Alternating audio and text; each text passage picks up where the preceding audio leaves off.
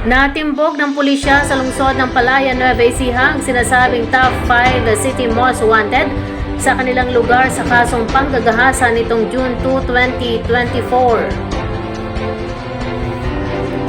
Sa isinumiting report ni Police Lieutenant Colonel Jose Charmar F. Gundaya, Acting Chief of Police ng Palayan City, sa tanggapan ng Nueva Ecija Provincial Police Office o NEPO, nakilala ang akusado sa pangalang June Allen E. Bakdangan. Si Allen ay isang 29 anyos na residente ng Barangay Langka ng nasabing lungsod. Siya ay naresto sa sinaguang manhunt Charlie Operation ng mga elemento ng Palayan City Police Station bandang 1:45 ng hapon.